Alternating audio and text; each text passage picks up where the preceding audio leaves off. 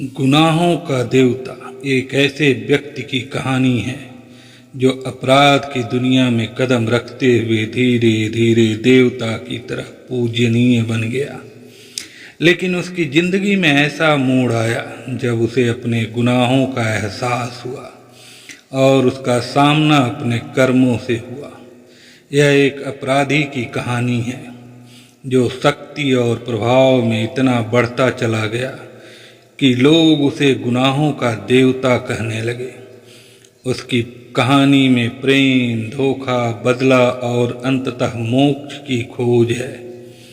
विजय का जन्म कोलकाता के एक छोटे से मोहल्ले में हुआ था। गरीबी और अपराध उसके बचपन के साथी थे। उसके पिता एक शराबी थे जो अक्सर उसे और उसकी माँ को पीटते थे। विजय ने बचपन से ही सीखा था कि इस दुनिया में जीवित रहने के लिए ताकत जरूरी है। प्यार और अपनापन उसके जीवन से कोसों दूर थे। विजय का दिल कठोर हो चुका था और जैसे जैसे वह बड़ा हुआ उसकी जिंदगी में अपराध का प्रवेश होता गया। जब वह 15 साल का था तब उसके पिता की एक सड़क दुर्घटना में मौत हो गई। उस दिन विजय ने पहली बार राहत की सांस ली, लेकिन यह राहत क्षणिक थी। उसके पिता के जाने के बाद उसकी माँ मानसिक रूप से बीमार हो गई और कुछ ही समय के बाद उसकी भी मृत्यु हो गई। विजय अब बिल्कुल अकेला था। उसे इस समाज ने कभी अपनाया नहीं और अब वह समाज के खिलाफ ही खड़ा होना चाहता था। किसी के संरक्षण के बिना विजय जल्दी ही अपराध की दुनिया की ओर बढ़ गया। उसने छोटे मोटे अपराधों से शुरुआत की, चोरी, उठाईगिरी, लेकिन जल्दी ही उसे महसूस हुआ कि इसमें उसके लिए कुछ खास नहीं था। वह बड़ा खेल खेलना चाहता था। उसकी मुलाकात शहर के एक कुख्यात गैंगस्टर रघु से हुई।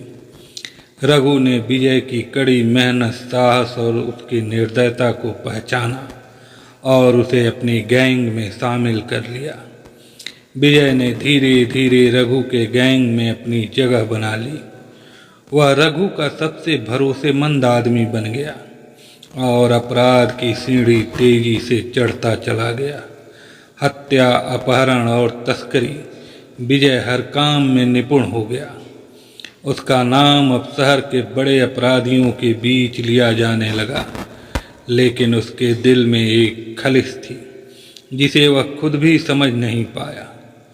विजय की शक्ति और उसकी निर्दयता के कारण लोग उसे गुनाहों का देवता कहने लगे। वह अब केवल एक अपराधी नहीं रहा था, बल्कि लोग उसे सम्मान और भय के मिश्रण के साथ देखते थे। विजय के पास अब धन और सत्ता दोनों थे। उसकी पकड़ कोलकाता के अंडरवर्ल्ड पर मजबूत हो चुकी थी। कोई भी उसके खिलाफ बोलने की हिम्मत नहीं करता था। लेकिन इसी बीच विजय की जिंदगी में एक नया मोड़ आया। उसकी मुलाकात आरती नाम की एक महिला से हुई जो एक सामाजिक कार्यकर्ता थी। आरती गरीबों और ज़रूरतमंदों की मदद के लिए काम करती थी। उसकी मासूमियत और समाज के प्रति उसकी निष्ठा ने विजय के कठोर दिल को भी प्रभावित किया। धीरे धीरे विजय और आरती के बीच एक अनकही मोहब्बत पनपने लगी। आरती को विजय के अतीत और उसके कामों का कोई अंदाजा नहीं था। वह उसे एक सामान्य इंसान समझती थी जिसे जिंदगी ने कठिनाइयों से गुजारा है। आरती का निस्वार्थ प्यार और उसकी सहानुभूति विजय के अंदर की भावनाओं को जागृत करने लगी। विजय ने पहली बार अपने गुनाहों के बारे में सोचना शुरू किया। उसने महसूस किया कि उसके द्वारा किए गए अपराधों ने न जाने कितने लोगों की जिंदगियां बर्बाद कर दी हैं। विजय अब अपने गुनाहों से पीछा छुड़ाना चाहता था, लेकिन यह इतना आसान नहीं था।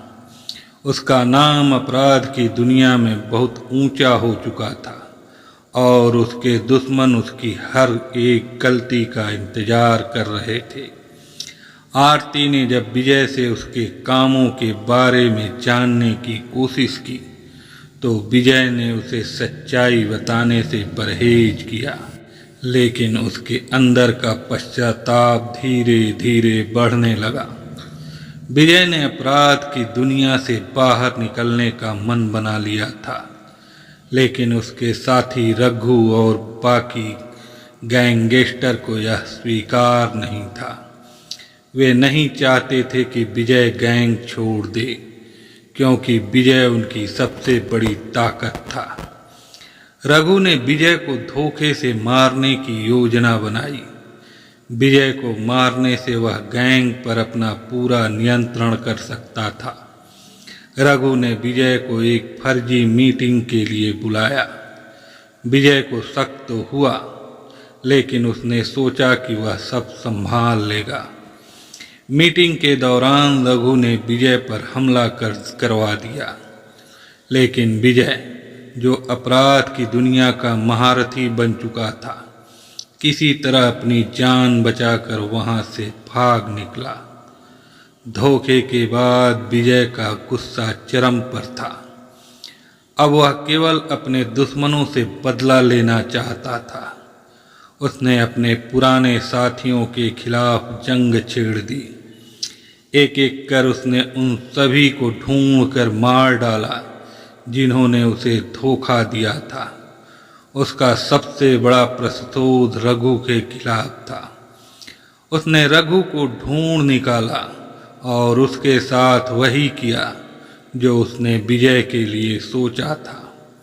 रघु की मौत के साथ विजय ने अपना प्रतिशोध पूरा किया, लेकिन इसके बाद भी विजय के अंदर एक शून्यता थी। उसने जितनी जानें ली, उतना ही उसकी आत्मा पर बोझ बढ़ता गया। उसे अपने किए पर गहरा पछतावा होने लगा। आरती, जो अब तक विजय के असली रूप से अनजान थी, धीरे धीरे उसकी सच्चाई से वाकिफ होने लगी। उसे विजय के अपराधी होने का पता चला और यह सच्चाई उसके लिए असहनीय थी। वह विजय से दूर हो गई और उससे रिश्ता तोड़ लिया। विजय के लिए यह सबसे बड़ा झटका था। जिस महिला के लिए उसने अपनी पूरी जिंदगी बदलने का फैसला किया था, वही अब उससे दूर हो गई थी। विजय अब बिल्कुल अकेला था। उसके पास न सत्ता थी न प्यार।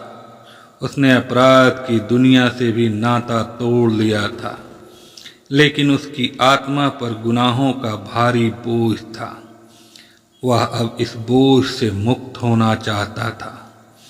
विजय ने अपने सारे अपराधों के पश्चाताप के रूप में खुद को समाज सेवा में लगा दिया। उसने उन लोगों की मदद करनी शुरू की जिनकी जिंदगी उसने बर्बाद की थी। उसने गरीबों के लिए अस्पताल और अनाथालय बनवाए। वह दिन रात लोगों की सेवा में लगा रहता, लेकिन उसकी आत्मा को सुकून नहीं मिला। एक दिन आरती फिर से विजय से मिली। उसने देखा कि विजय अब वह आदमी नहीं रहा जो कभी गुनाहों का देवता कहलाता था। वह एक बदला हुआ इंसान था जो अपने गुनाहों का प्रायश्चित कर रहा था। आरती ने विजय को माफ कर दिया, लेकिन उनके बीच की दूरी कभी खत्म नहीं हुई। विजय अब भी खुद को माफ नहीं कर पाया था। विजय ने अंततः एक दिन निर्णय यह लिया कि वह खुद को अपने गुनाहों से कभी मुक्त नहीं कर पाएगा। उसने एक पहाड़ी की चोटी पर जाकर अपनी जिंदगी समाप्त कर ली। उसकी मौत के साथ गुनाहों का देवता अब इतिहास बन गया। लोग विजय की कहानी को अब एक किंवदंती की तरह सुनते हैं। वह आदमी जिसने गुनाह किए लेकिन अंत में खुद को बदलने की कोशिश की। उसकी कहानी बताती है कि चाहे आप कितने भी गुनाह कर लें, अंत में सच्चाई और पश्चाताप ही इंसान की असली पहचान होती है। गुनाहों का देवता केवल एक अपराधी की कहानी नहीं है, यह एक इंसान की कहानी है जो अपने गुनाहों के बोझ तले दबा हुआ था और अंततः उसने मोक्ष की तलाश की। इस कहानी के बारे में आपकी सोच क्या कहती है, आप हमें कमेंट में ज़रूर बताएं। और हाँ, इस तरह की और कहानियों का अपडेट पाने के लिए इस चैनल को ज़रूर सब्सक्राइब कर लें ताकि आपको तुरंत नोटिफिकेशन मिलती रहे। धन्यवाद।